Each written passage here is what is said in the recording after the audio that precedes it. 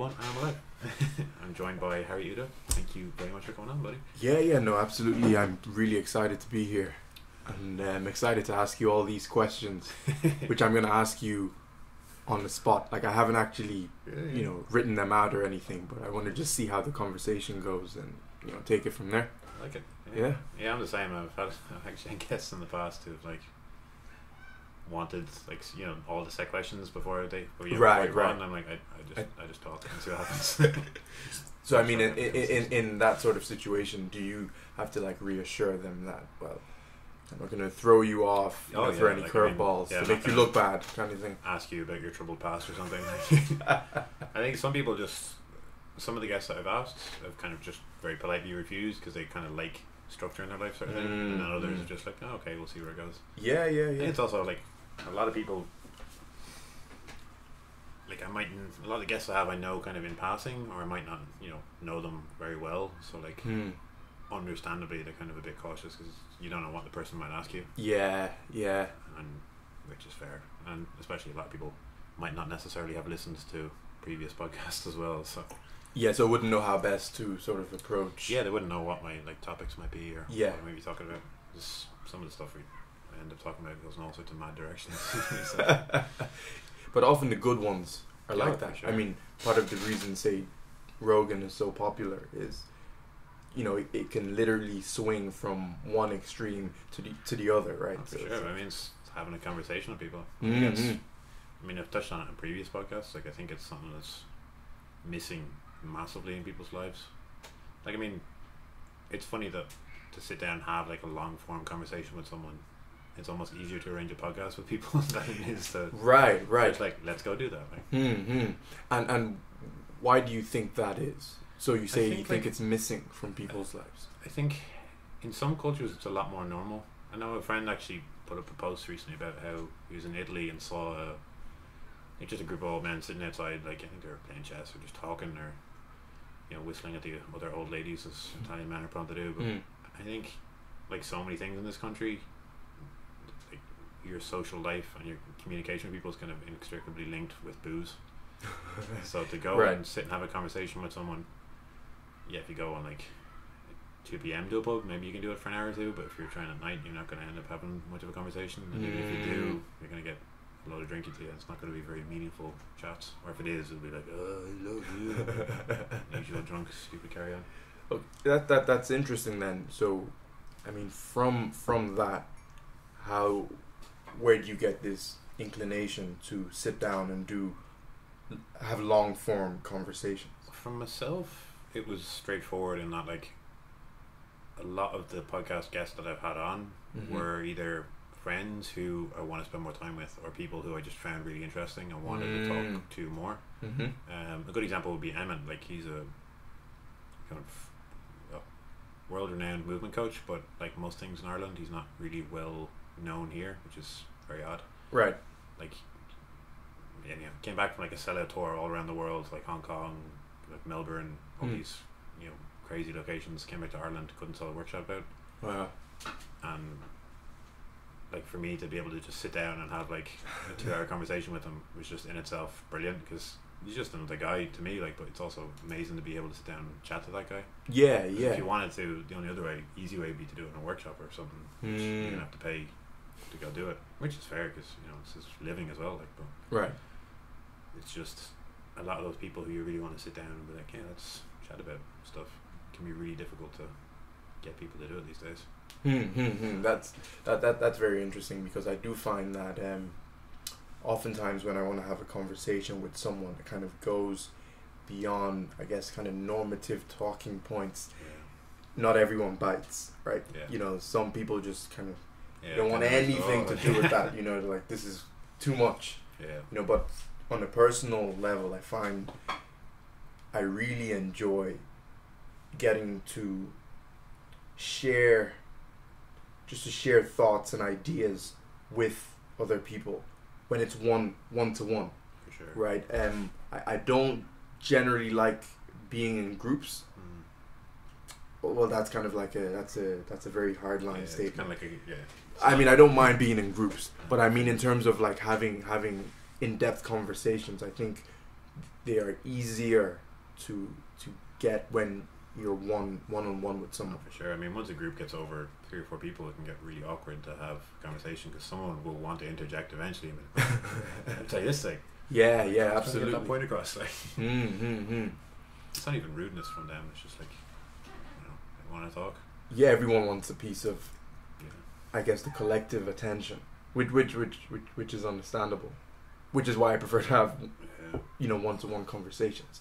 So, tell me a little bit about your podcast and what inspired you. So I know you mentioned that, I guess, long-form conversation is something that you think is missing. But how do you even get to that point where you think, well, I think this particular thing is missing? And so the actual reason why I came out with my podcast, and it's the direction of the podcast we originally intended for it. Well, that's still a work in progress, but the podcast just kind of kept going in its own direction as a result.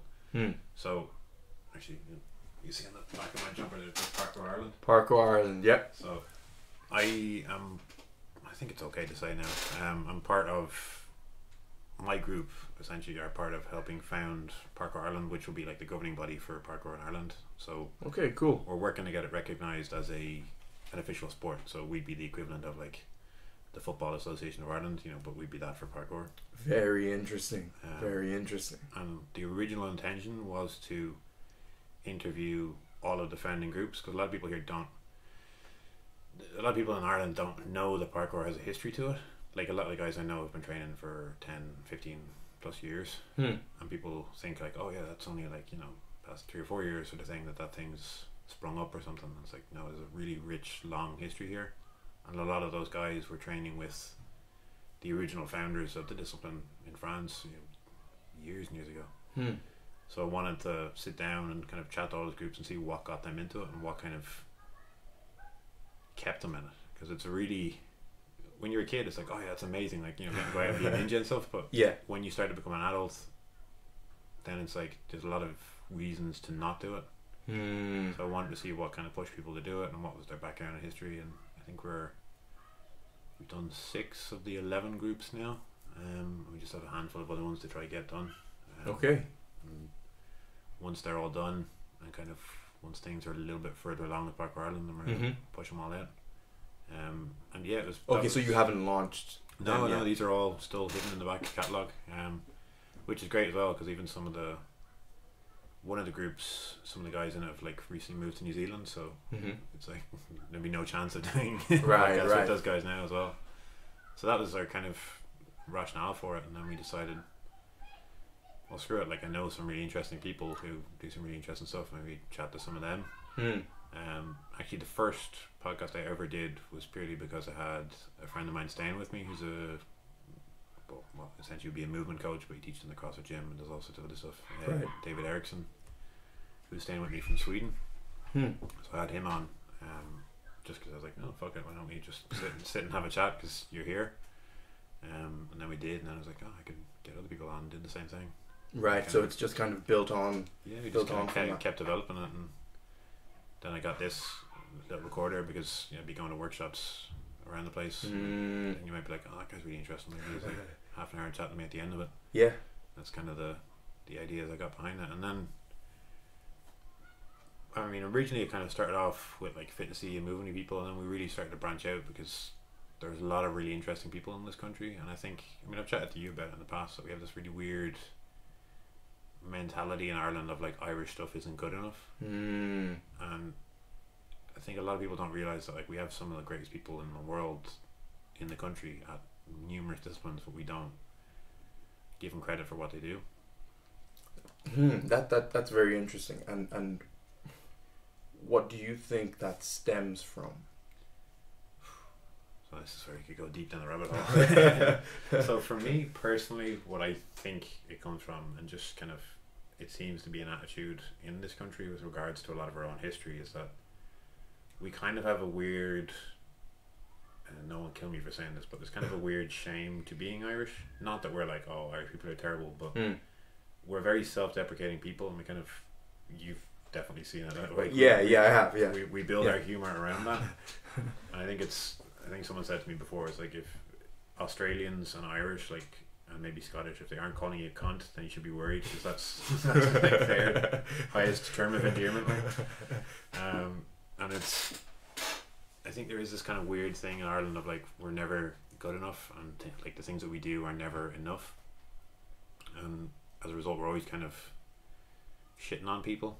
I think the best example would be Conor McGregor, that like, yeah, he does a lot of stuff that is negative, and a lot of people, right, like with a lot of valid reasons, have negative opinions of him, but at the same time he's achieved more than any fighter in the country has ever done, right so should be lauded for that. But everyone's like, oh, you know, he's this and that, and he's that and this, and it's like, well, yeah, but he's still achieved these amazing sporting things. He's not, yeah, if you want to hold him up to be a role model, great, but that's, you know, he fights in a cage in his underwear, like that's his, that's his profession, like. So but you see, the irony there is, so on one hand there's this idea of, well, nothing we have here is good enough, but then you're saying, well, you know, you have people here who are genuinely world class, you know, in different fields. What is it that makes those people break away from that way of thinking? Because you've met many of these people, so what do you find? I think for a lot of them they don't. Oh, like, really? I think a lot of Irish people, they still have this, well, I think it's a great thing for any person who gets good at what they do to have that kind of like I've talked about it before, like the Shoshin mindset, like the beginner mindset, like I'm never good enough, I'm always a beginner, right? Which is great to a point, but if you are, let's say, like if you're a trainer, you're your own product, so you might not want to be like, oh, I'm amazing and I'm great, but you kind of have to do that because people have to know what you can do, and you get this kind of really weird conundrum of like, well, I'm really good at knowledge about this stuff, but I don't want to say it because like, I don't feel it. So right. Anyway, long way around of what I'm trying to say is that like some of the people do recognize it, and I think for a lot of people it comes from recognition elsewhere, where you kind of get it pointed to you. I remember someone saying to me years ago about martial artists that like anyone who calls himself a master, you should be like immediately dubious, but if someone else calls them a master, then you should stop and listen. That's interesting. Right. And I think that kind of is that illustrates essentially what you're saying. Yeah. Okay, there's a few different ways. I'm trying to think what's the best way forward here, because I have a lot of questions just as you're speaking. But tell me a little bit about parkour. So I know what it is vaguely. Yeah. Right, I have very rudimentary understanding. So what was your, like when you think of parkour, what is it that comes to mind for you? I think about a very like athletically demanding activity. I think there's, what I know anyway is that there is a communal aspect to it. So there is like a tight-knit community, much like say the skating community. It's very tight-knit. But I mean beyond that, just looks like, you know, a bunch of people doing really cool stuff, right? But like I said, it's very rudimentary at best. So say I could only speak to you this one time, right? And you wanted me to leave here with a decent enough understanding of parkour.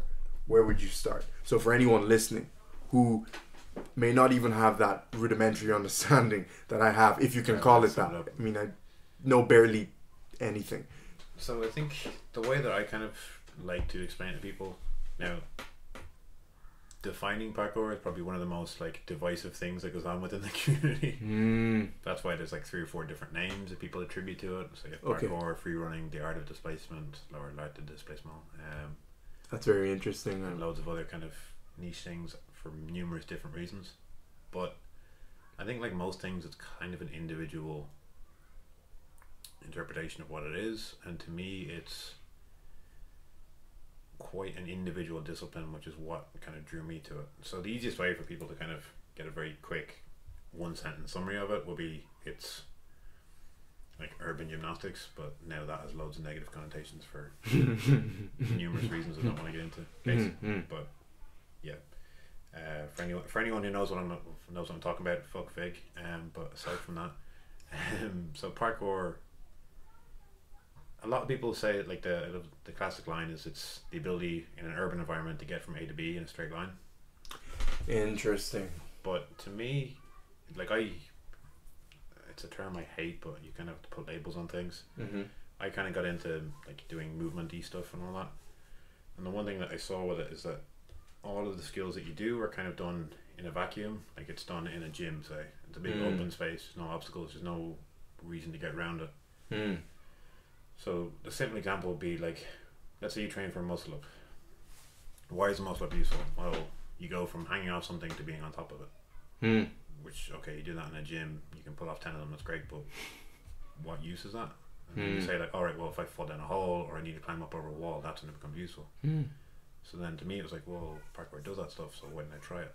And it's one of those really weird disciplines, and like, so it's kind of redefined how we look at the human body and how the human body moves and reacts. But the one thing that people always think about when you say like, oh, what's parkour? They think of like, oh, guys jumping off roofs and all the stuff that you see. Guilty. In cinema. Oh yeah, Guilty. yeah. I mean, Guilty. It's what everyone sees. Mm. But the way I explain that, it's kind of like if someone says, oh, I'd love to do MMA, but I don't want to fight. People look at the finished product. People look at Conor McGregor when they think of MMA. They don't think of the shit that you or I do during the week, or we go from a job and then go do jiu-jitsu and some striking or whatever. That's, you know, people understand that with boxing because they know that, oh, if I want to be a boxer, I got to train for years, and then I get in a ring and I got to go to the local club and hit a bag and do all that stuff. Like, they understand that progression, but I think with things like parkour, they don't, and they just see the finished product. And I mean, even a lot of the guys who I train with, they might be young, but they might have been training for 5-10 years, and you're going like, oh wow, these guys are doing like flips and crazy like mad jumps and stuff out in concrete. You're like, how do they use that? And it's not a case of like, even the rooftop stuff. One of the best examples would be there's a team called Storror, Storror. Storrr. Yeah. And they've become, I think they reached like 2 million subscribers on YouTube recently. So they've become huge, but they show a lot of behind the scenes stuff of how you actually set up a jump. So like they're really well known for doing crazy rooftop stuff, but they'll show you of like, they'll go look at a jump and then they'll test it and they'll test everything around it, and they'll come back and they'll do it again and they'll check all the angles, so make sure everything's right, and they'll check the ground, they'll check the footing, they'll check the weather, and then maybe they'll do it. They'll kind of run up, they'll guide it, and I'm like, they'll have done that jump 1,000 times on the ground. It's kind of like a boxer. Like, you know, he's thrown a jab 1,000 times. When he gets into the ring, it's just second nature. He does it. It's the same. It's the same with parkour. Right. So I think for me, it was just, I wanted to do something that I suck at, kind of explosive stuff and jumping and moving in that way. So I was like, I want to do something that allows me to do that. And I knew that there were a few groups in Ireland doing it. So I like messaged one, and now my friend Brian, he's like a real good friend now. Met up with him and just started training, and been on it ever since. And it's an amazing discipline, and like you said, kind of like the skating community, kind of like the surfing community, it's kind of like the jiu-jitsu community. There's like a very tight-knit group of people in it who are very supportive of each other, and are kind of, will never push each other, but like we'll push each other enough. Not like, if they see something that's dangerous, they'll be like, oh, there's no need to do that. But they'll also be like, oh, we know you can do that sort of thing as well, if you're in a situation where you can. And it's been an amazing discipline to get into, and I do suck at it, but I absolutely love it. Like, you don't see many guys who are much like me with jiu-jitsu. Yeah, you don't see a lot of guys who are like 6 foot plus doing that sort of stuff, but that's why I like to break the mold. Okay, that's interesting. So how long have you been involved with the discipline? I mean, what's the appropriate way of saying this? So do you consider yourself to be a student of the discipline, or am I being too formal in the way that I'm speaking on it? A lot of people would view it as a discipline. A lot of people don't like to associate it with being a sport, because a sport kind of means that there's rules and regulations and there's competition. That's within the community. There's massive uproar at the moment, because you have essentially like FIG, so without getting too deep into this, who are the world's like gymnastic body. Okay. They're making claims that they own parkour, and they want to make it an Olympic sport. So they've laid claim on it, and they were like, oh, it's a sport, and blah, blah, here's all the rules, and blah, blah, blah. And everyone within parkour is going, fuck that, like, it's not gymnastics, we're not gymnastics, this is not what we do. And I think that's why I like parkour so much. And if somebody does jiu-jitsu, I think you understand what I'm about to say, is that there's no right or wrong way to do things. There's a better way to do things, and then there's your way to do things. And that's really what I liked about it, in that you could have two people who are like the greatest competitors or the greatest kind of athletes or practitioners in the world, but they won't be able to do the same things that the other guy can do. Like one guy be really good at certain things, but one Fascinating. be able to do a load of stuff. Classic example is a guy called Dom Tomato. It's an actual name. And it's a pretty cool name. Yeah, he's really well known for doing like front flips off of really, really high buildings.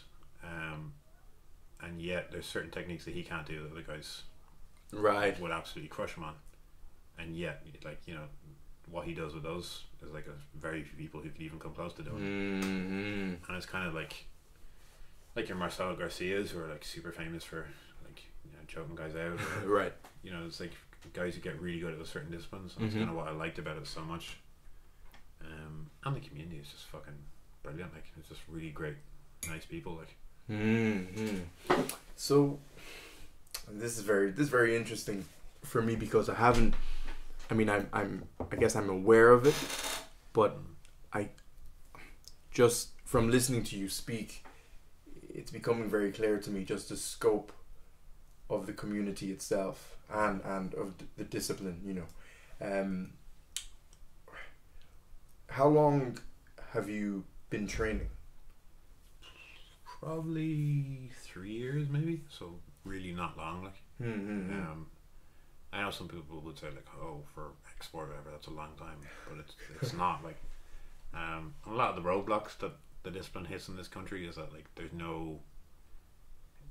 Recently, one's reopened up north, but there's no gym. There's no place to go and train it. And with Irish weather, if it's raining, you can't do much. And especially in discipline where you need like dry surfaces to land on, because otherwise you're going to slip and hurt yourself. You need somewhere where you can train, and it also hinders like young guys, because I know there's a little Spanish dude, I forget the guy's name, but like he's insane, the stuff he can do, like crazy flips and twists and stuff, but he's really limited by how much he can train within the community and be taught stuff, because there's nowhere to go train. And like, even if a park were to get made, which would be amazing, wouldn't only be able to use it like 3 months of the year, maybe. The rest of the time it's not going to get used. Like, so the space is needed, but it's like any discipline, I guess. Right. So, in light of that, where do you train? Wherever we don't get kicked out.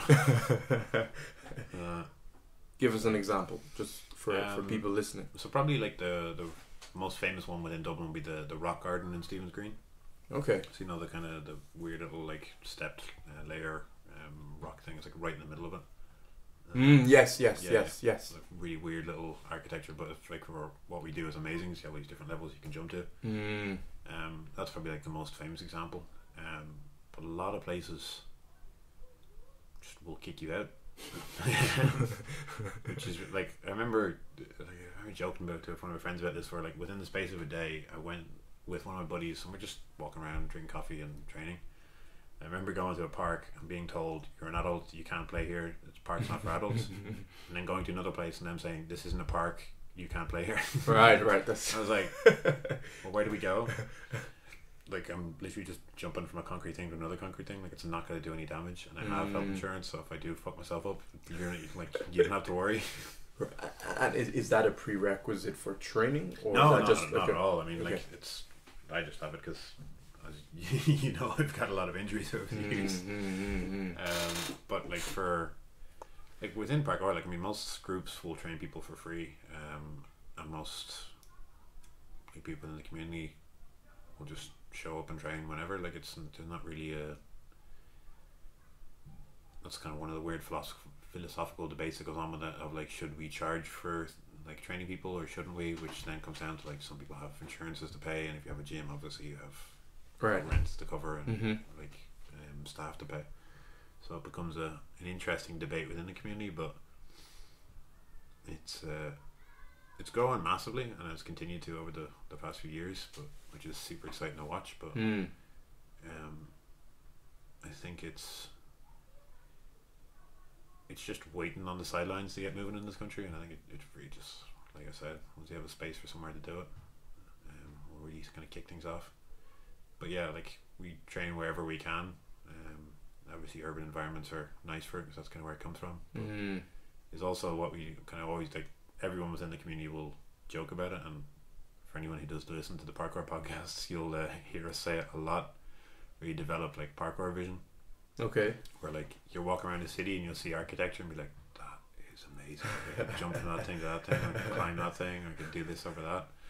And you're like, oh, and even my girlfriend will tell you, where I'm like, you'll be looking at things in the city and be like, oh, that's really cool, like, I can do that. She's like, stop it, we need to go somewhere. Yeah. No, that's, I suppose that's part of the allure, right? Yeah. Just well, it's kind of like, have you ever seen Point Break? No. So like real famous Keanu Reeves movies from like I think the early 90s, but it's about like this group of surfers who rob a bank. But like they always talk about like they're searching for the perfect line, you know, like the perfect like wave to surf. And I always kind of like joke with parkour guys that they're exactly the same. That like in parkour, when you go from point A to point B, they call it a line. Okay. So like people are always searching for that perfect line, like this amazing run that you can do that just looks incredible. And it's always like, oh, I need to like find another one, and I need to do that better. I need to like, oh, I didn't do this right over that thing. And it becomes this like real weird addiction. It's kind of like in jiu-jitsu, where you're like looking for that perfect submission on the person at that right time. Right. This. It's very interesting. So, tell me, when you went for, say, your first training session, were you? I mean, you must have been apprehensive. I mean, I assume you thought, well, gee, I could really get hurt doing this. Well, I mean, I went. So, it kind of comes back to my stupidity, but I actually went. It was as I was rehabbing my wrist, so I couldn't obviously do jiu-jitsu. I couldn't do martial arts, so I was like, well, I can jump around on my legs, so screw it, I'll go try parkour. Even though a lot of it is like, you know, it requires the upper body to do stuff. So I showed up and was like, fuck it, I mean, my upper half's injured, I'll learn how to use the lower half, which is what I did, and just worked on the real basics. I mean, it's like any discipline, like kind of come back to boxing, you have your jab and your straight, and they're the things you kind of have to perfect. And within parkour, it's like your precision jumps and your strides are probably like the two things a lot of people kind of gloss over, which is like, you know, jump on something. So a precision jump is kind of very great, because I was literally going to ask you. It's literally as it sounds, like you jump and land precisely on something. And there's a game, loads of different games get played. That probably the most famous is Stick It or Lick It. So if you don't stick the jump, you have to lick where you jump. Oh, gee, okay. Where you get really good at jumping over. But yeah, I mean, literally it's just land and like don't fall off it, basically. And also, you know, don't have to wobble, don't move your feet, because it can often be a case of like you're landing on it just enough to fit your toes. Oh, gee, right. But that could literally be like a little bit of a bollard on the ground or something. Like people think like, oh shit, but you know, that means when you know, if you can do that like 1,000 times, if you were to do that up on a roof or on a wall or something, then you know it's not going to be a problem. Makes sense. I think that's the bit that people kind of forget. Like a lot of the French guys, so the discipline started in France, in the suburbs of Paris. Okay. It's basically a lot of youths from different immigrant families and stuff, and just kind of poor working class families who were just didn't have money to go and play football and buy all the fancy gear, so they just kind of ran around the city and jumped over stuff and learned how to get away from people who were chasing them. And that's kind of how it developed, and it's kind of. So how has it become this? How has it kind of spiraled out? You know, from I think from the real breakout moment was the Yamikaze films. So there's a guy, Luc Besson, pretty famous French director who's done loads of real famous Hollywood films. And he directed a film called Taxi, and as a result of that, he needed stuntmen who could play the roles of the ninjas in it. Okay. And he just was like, asking around at the time. He was like, who could I get? And he got the group of these guys who were called the Yamikaze. It was just the name they gave themselves. So a lot of parkour groups like Star, Ashigaru, Storm, like they all kind of just groups will pick a name. Right.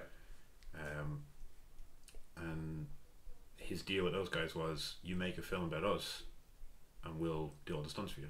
He's like, okay, cool. And they got a film out of it as a result. Okay. And kind of showcased what they did. Mm-hmm. And then after that, it kind of slowly started to grow, and then documentaries got made about them. And they're like the most kind of iconic bits of parkour history. Interesting. Which is Jump London and Jump Britain. I always mix the two up. But they were kind of the ones that really showed parkour to the UK and Ireland. Because they brought some of the Yamakaze on a tour around UK and Ireland to all the kind of spots, and just kind of showed what the guys did, and people really started to like fall in love with it, and then it just exploded from there. And in the UK, it took off and really, really grew. I mean, the UK has been the first place to have it recognised as a sport. Oh, that's interesting. I didn't know that. It surprised a lot of people because you kind of expect the French to do it, because right. like, That's where it started. Yeah.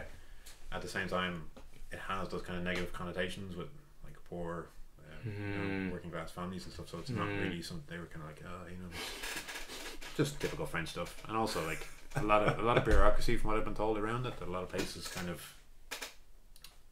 like any decision in government, it's kind of like, no, you do it first, and then the other country's going like, no, you do it first, and it just waits on the back burner for years. So in the UK, they got very lucky in that the guy who's helping found it here, a guy called Eugene Minogue. Shout out to Eugene, he's an absolute hero. But their idea was that they wanted to get parkour into schools to teach kids, because they're like, this is an amazing thing to teach kids. Let's teach the kids. And then they were asked, like, well, how do we go about doing that, like, across the UK? And they said, well, the easiest way is to get it recognised as a sport. And then that's what they did. And then a few years down the line, and there it was. It's very interesting. I mean, to believe in something, you know, to such an extent that you, I guess, commit to it. And well, now we want this to be a recognized sport. I mean, it sounds easier than it's than it actually is. I kind of liken it to jiu-jitsu. Like, a lot of people will get, like, you'll attest to this, where you kind of get that bug with jiu-jitsu. It's kind of like this Marmite discipline. Like, if you like it, you fucking love it, and like, you're just gonna tell everyone about it. I'm like, this is amazing, you need to do this thing. And like, if you don't like it, you're like, oh shit, I don't want to ever do it again. Like, there's no in between with it. There's no like, oh, I'll just keep showing it because it's like good for my cardio or something. Like, that doesn't happen. Either I love it or I hate it. And parkour is really like that.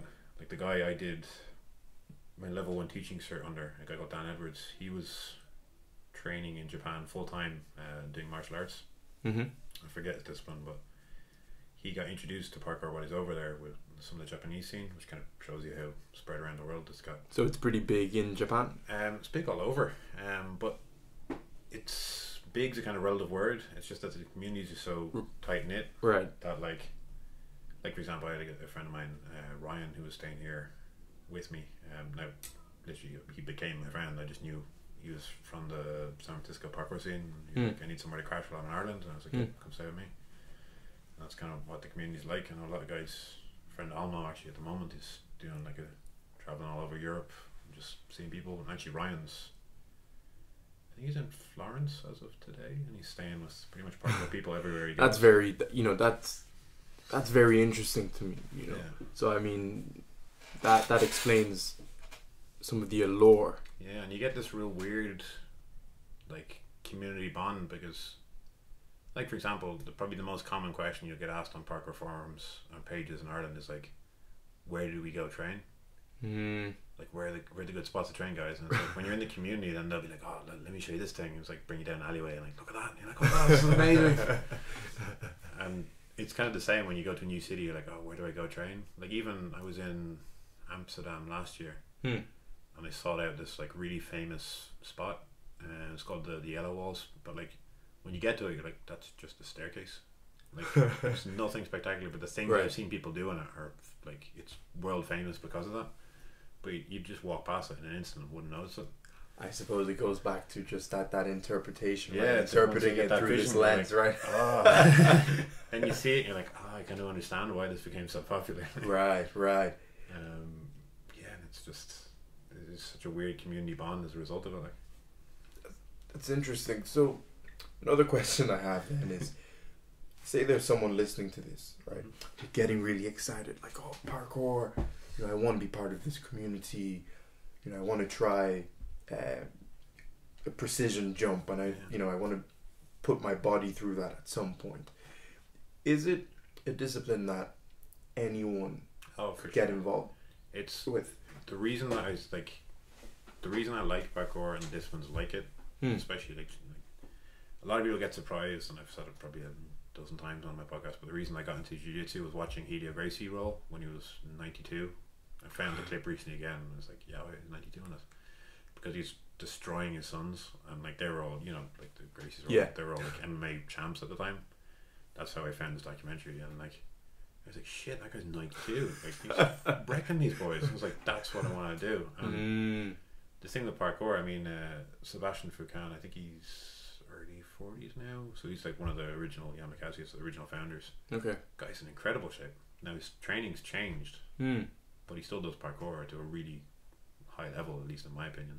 Right. No, I know other people would kind of argue, but parkour's kind of gone in different directions as it's developed as well. But the stuff that he does is phenomenal, and yeah, his training will change, but it's when you get older, it's probably the most important stuff that you can do. Very simple stuff of like getting off the floor, getting over a low obstacle, jumping from A to B, even if it's jumping like 3 feet. If you have to jump over a puddle, or you get stuck in something and you need to jump outside, like it's people look at the really flashy stuff and don't think of the practical applications of it. Like the practical applications are, like to break it down very simply, is crawling, jumping, running, and either climbing or vaulting over an obstacle, and that's pretty much the base of all the things that you do in it. And yeah, there's kind of that more acrobatic stuff, but that's the word I meant to use earlier. That's where it alters, like. But that's where the discipline kind of forks apart, and that's where the community kind of, again, where there's also kind of interesting divides in it, where you have people who look at discipline and think like, oh, you know, you see guys doing like backflips and front flips and all that stuff. There's actually a team who have a really great shirt, Marrero Gang. They have a real famous shirt that says, "Oh, do a backflip, mate." So that's like the most commonly asked thing when you're out. It's like, "Oh, can you do a backflip? Can you do a backflip?" And it's like, that's not unimpressive. Anyway, but like most people can do a backflip. If you can jump your knees up to your chest, you can do a backflip. You just need to learn the technique. Right. But a lot of people look at the acrobatic stuff and are like, that's amazing. But within the community, there's kind of this divide of parkour, where it's moving over and through obstacles, and kind of free running, which is more like open, and it's like guys might do something over an obstacle, but then they're just chaining jumps and flips together and kind of doing like gymnastic style tumbling almost. Which is where the kind of discipline, and there's like lots of arguments between people of like, oh, this is that and that's this. To me, that's great and it looks amazing, but it's also, I don't know, I guess it's just kind of the purist in me with most things, where I kind of look at the basic stuff and can you do that right? And I know a lot of guys who will, I think probably the biggest problem that I see with acrobatic stuff, and again, this is just from someone who comes from a physical training background, is that I see the acrobatic stuff and guys get amazing at it. Don't get me wrong, there's a lot of Irish guys as well who are incredible and can do amazing shit. But they'll land really heavy, which doesn't sound like a big deal, but you can imagine you're landing over and over and hitting the floor again and again and again. If you're indoors and you're in like a padded area or something, it's no problem. But if you go out in the concrete and you do that, you know, your ankles and your knees will only last so long. Which is actually, there's a guy, Angel, I forget his name, Romanian guy, shout out to him, but sorry for forgetting your name, man. But we always joke with him because like he lands like a fucking ninja. Like he'll come out of a flip and it's like that's how quiet he lands. You're like, oh. He's like, that's amazing. No, I mean, it's like those little details when you start to understand them, then you're like, oh, this is fucking awesome. Like, and that for me was a big part of what I kind of wanted to give back to parkour, and why I wanted to get involved in the founding body was that like you have all these young guys and girls who are incredibly talented athletes, but who look like very much like MMA, who don't have coaches who understand, like, or well, full stop in parkour, don't have coaches. Or they might have like a trainer who might give them, I don't know, few squats or deadlifts or something, or a few curls, and just doesn't know the demands that they need. And that's kind of where I wanted to step in and be like, okay, here's things you can do to kind of help bulletproof your body or just improve your training. I want to come in here, right? Of course. So you've been training for about 3 years, Mm-hmm. right? To say give or take. Yeah. And you say there are people who've been training for as long as 15, right? So what gives you that audacity to say, well, I started this 3 years ago. Now I want to be part of the founding body in Ireland. Like, tell me a little bit more about that. Yeah, I think it's a very like open community, in that like everyone will understand that everyone starts somewhere, and I think that's, I've seen so many people bottle showing up to training because like, oh, I'm not good enough, or oh, they need to get fit to do it or whatever. Like you see it in jiu-jitsu and martial arts all the time. Absolutely, yeah. People have that like, oh, I need to get fit to do it. I was like, no, you go do it, not And make you fit. Exactly. If you want to get better at it, yeah, you can do more stuff, but Right. just show up.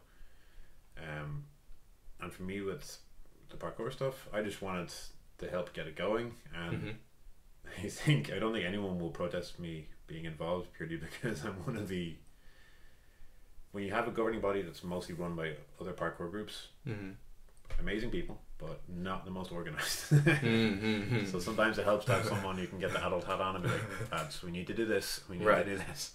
Right. And as well, I mean, the community is so tight knit, and like, I know all the groups, like I'm with them all real well, and so it's like you're happy to fucking help out, and that's a large part of why the community, I think, flourishes in the way that it does, that everyone is there to help everyone else.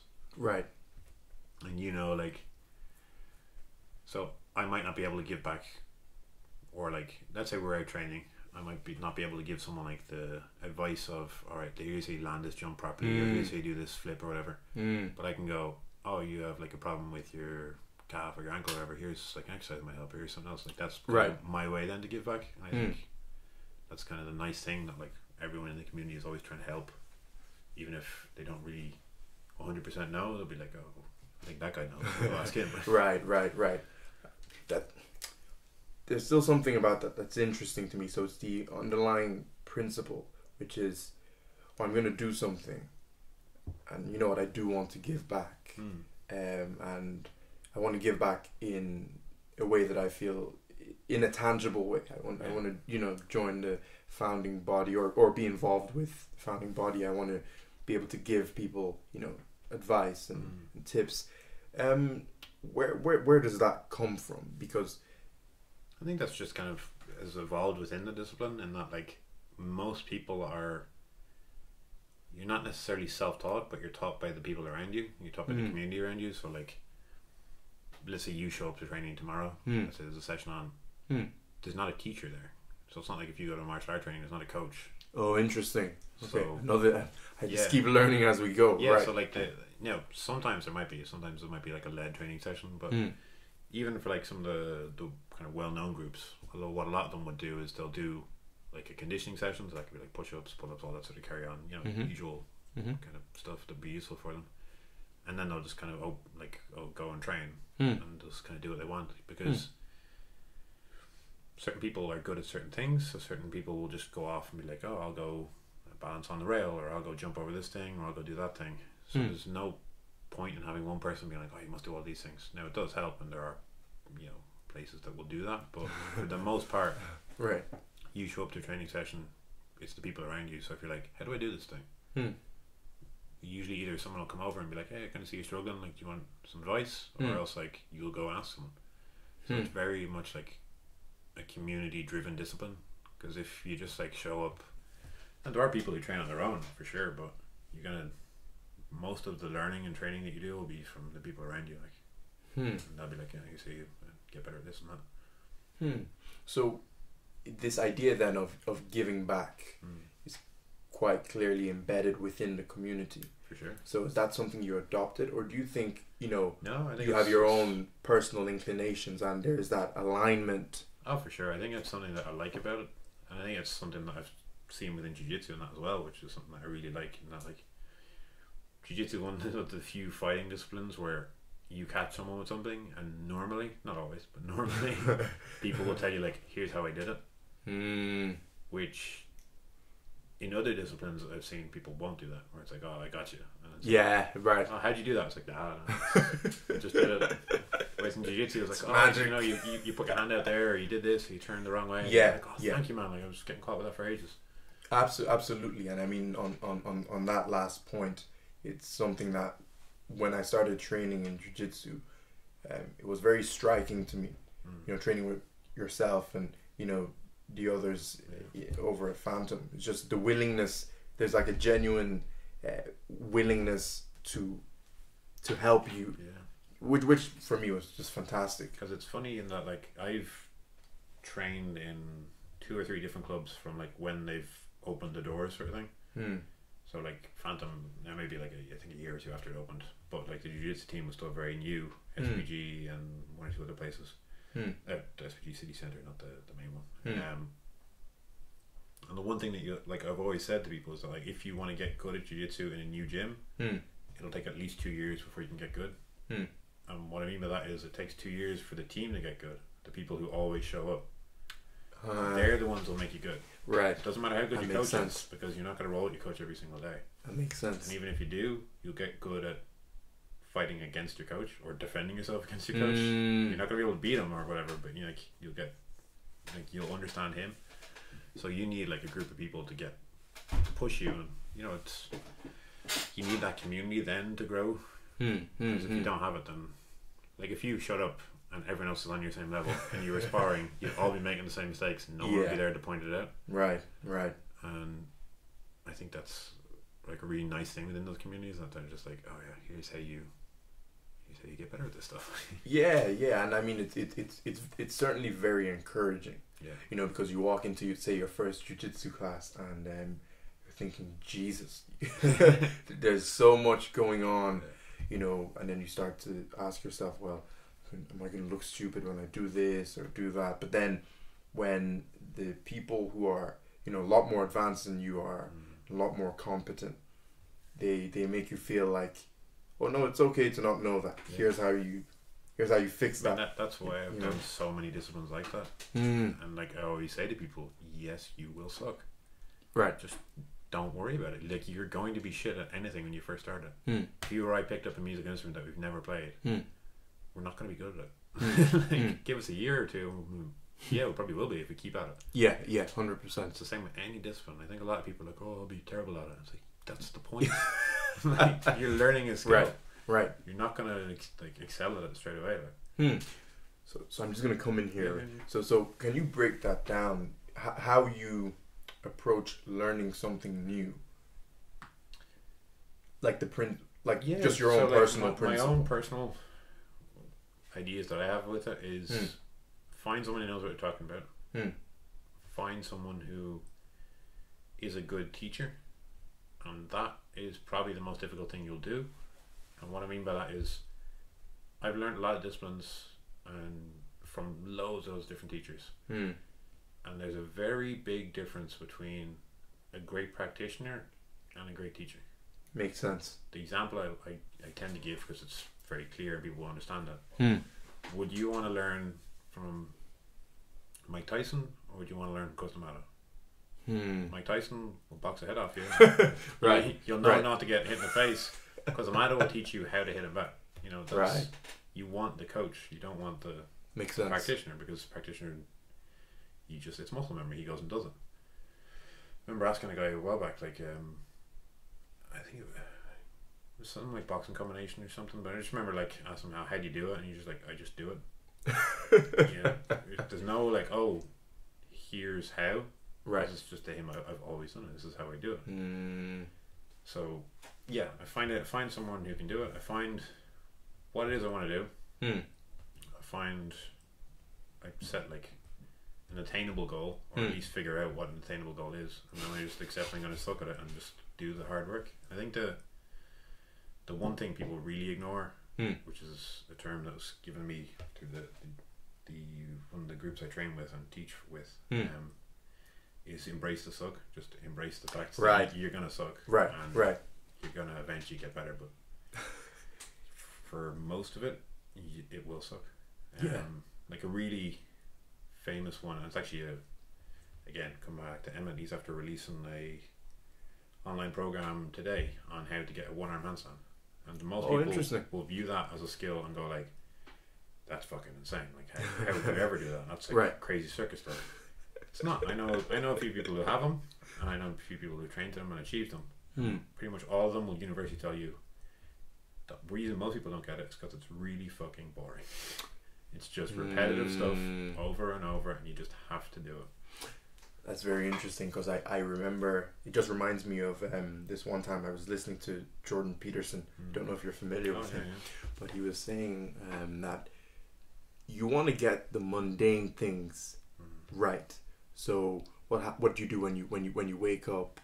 You know, are you beside someone that, you know, wakes up and kind of scowls at you, or who when they see you come home from work, you don't really pay attention, or are you waking up beside, and now I'm paraphrasing, I'm putting my own spin on it, are you waking up beside someone who wants to see you in the morning, right? Who will give you a hug when you walk in through the door. So the idea that he was expressing was essentially that our lives are mostly made up of mundane activities. So if you can make the mundane exciting, then your life will essentially be exciting. So yeah, I mean, the easiest way I always frame it to people is boxing has maybe 8 punches.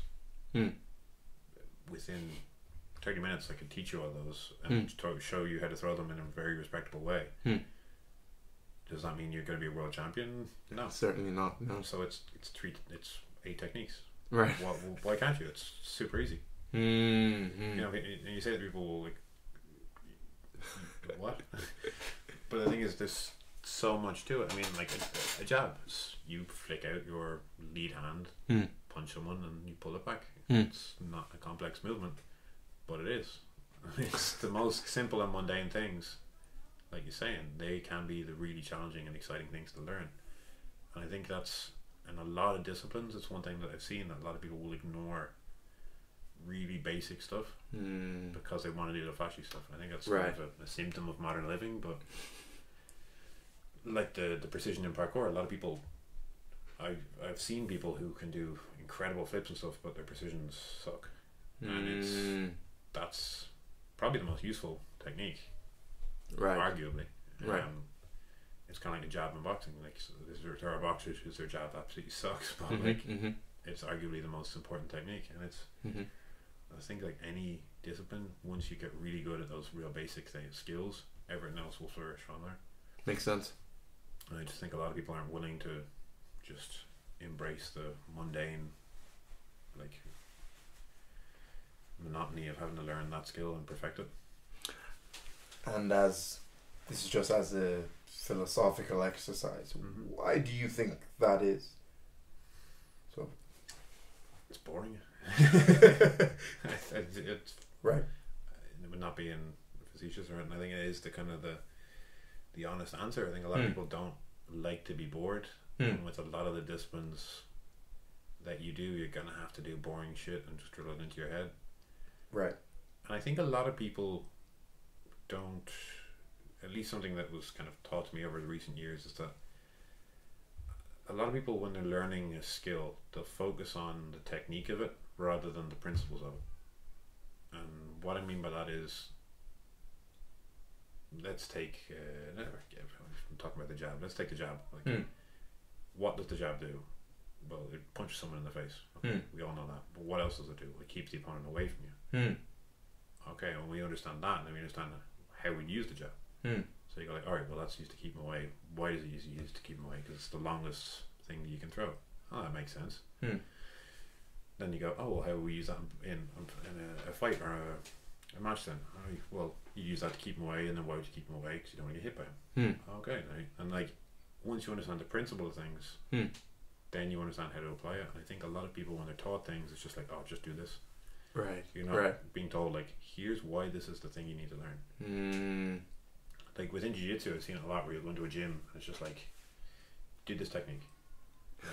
Like, okay, cool. Yeah, so rather than like, let's say you learn a sweep, it's like, here's the principles of how a sweep works. And even something simple as that, I don't think a lot of people are really attuned ever have explained to them. And then once you say it to them, like, oh yeah, I get that. But if you said it on day one, then they go like, oh, okay, right, this makes sense as to why this thing works. Right. Or you're trying to do something, and you've had it. I've had it fucking 1,000 times where you learn a technique, and then it's like, why isn't this working? You're like, I'm doing everything right. Why isn't it working? Yeah, and it's like, oh, because of this, I left this thing out. Whereas if you knew, like, oh, here's the principles I should follow, and it's like, okay, that's the thing missing, and then I'll fix that.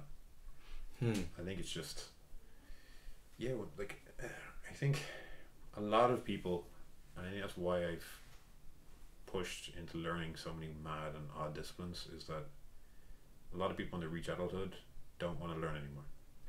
Yeah.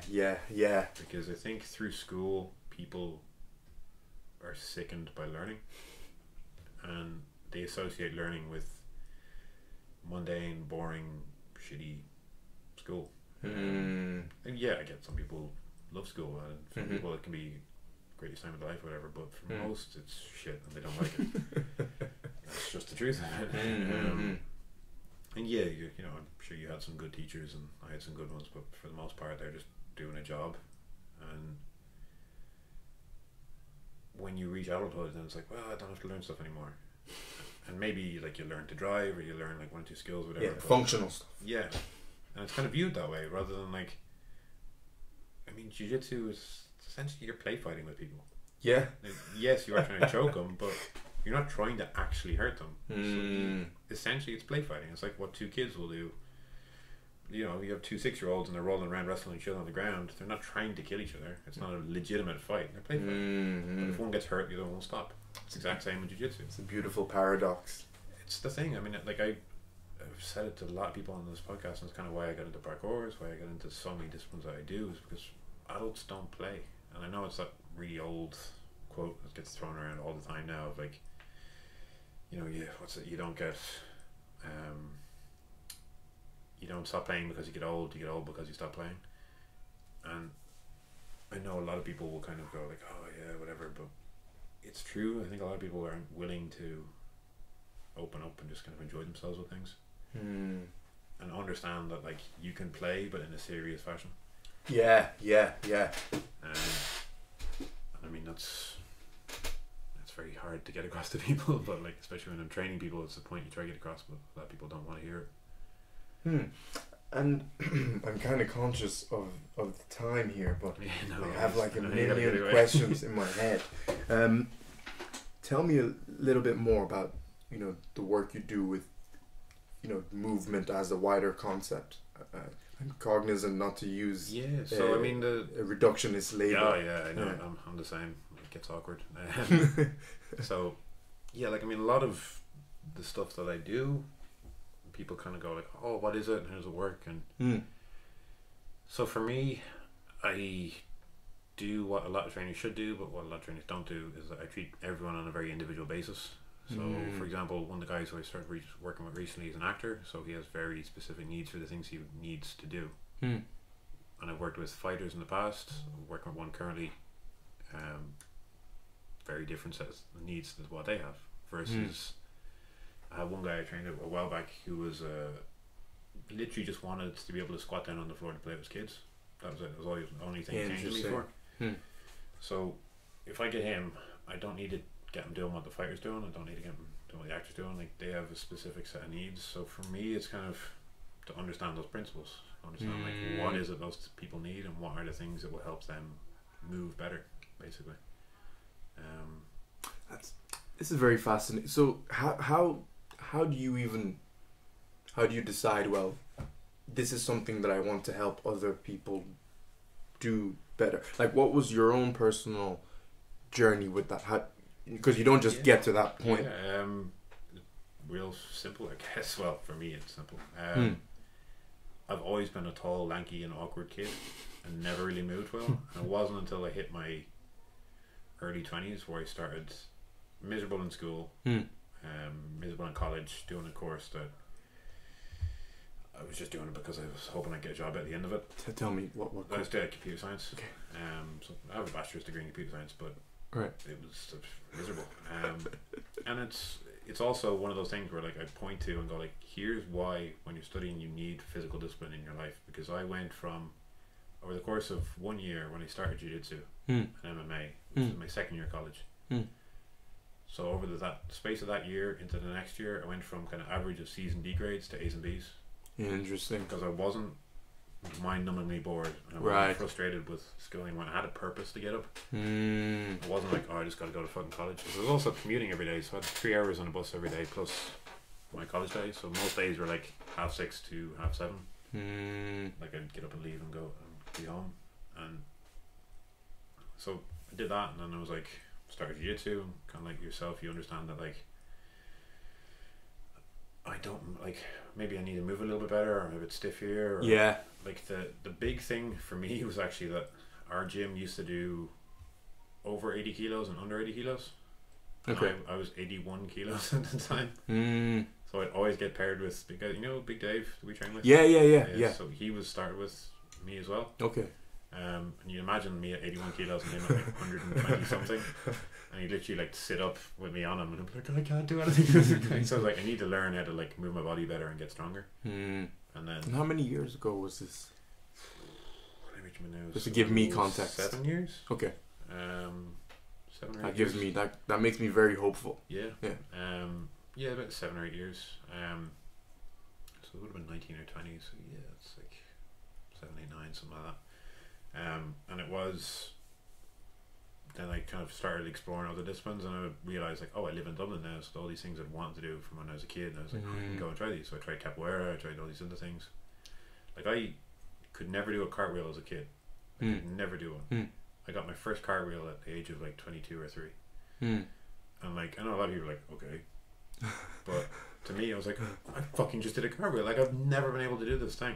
And I was like, that weird kind of like squeal of joy that you get with it, because you're like, I fucking just did this skill that I've never been able to do, and it's amazing. And I was like, I understood in that moment, I was like, right, well, this is what I want to be able to do for people. If they want to do these things, I want to be able to teach them. Like there was a guy last summer, I think, he was in his mid-40s, always wanted to do a cartwheel, and trained him and his girlfriend, and over the course of the day I taught him to do a cartwheel.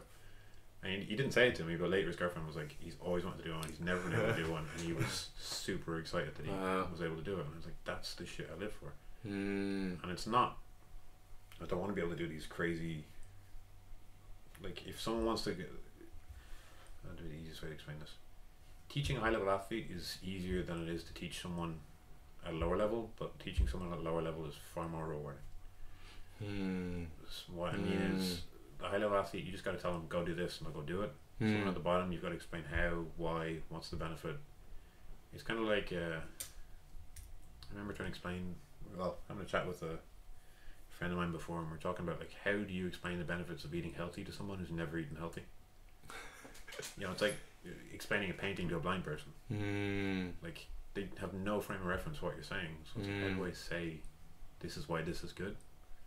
And it's not like there's an instant reward to it. It's like it takes months to see or feel the results of it. So it's like, how do you frame that to them? And it was, I just kind of fell into that rabbit hole, and here I am. So a decade later. Wow. So in a time span of 7 years, you go from, I feel kind of awkward, I feel like I don't move in the way that I would like, to helping other people overcome those feelings. I'm still feeling I still do feel awkward at times, but I now know that like, I can train towards these things, and I can train to be less awkward.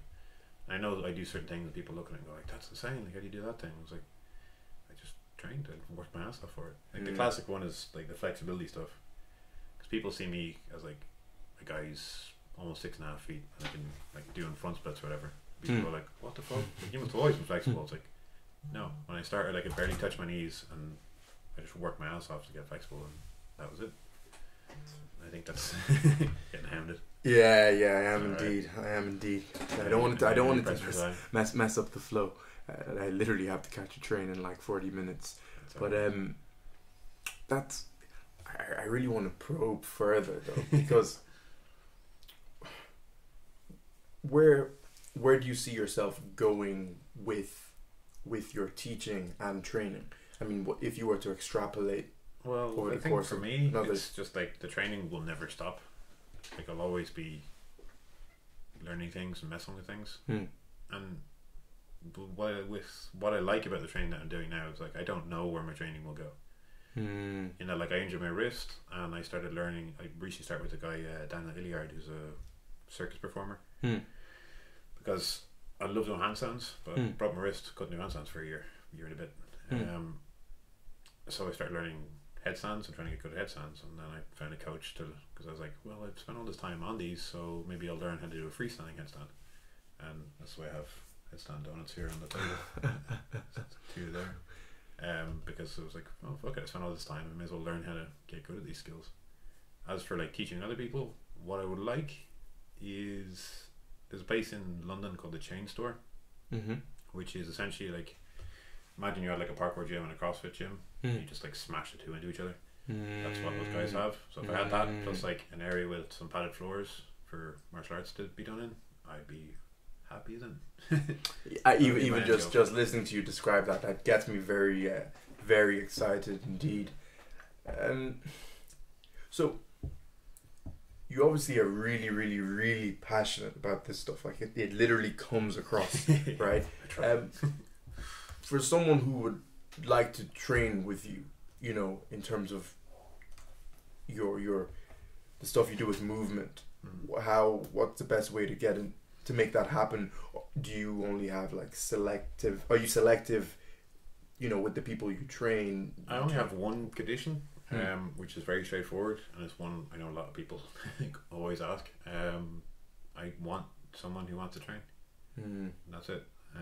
Because I've trained people in the past who don't want to train, and you get that kind of thing of like, oh, will you shout at me and will you tell me to do X, Y, and Z? And it's like, no, like you're paying me to be there, and if you don't want to be there, why are you paying me to be there? Like I want to be there. Like I want to have.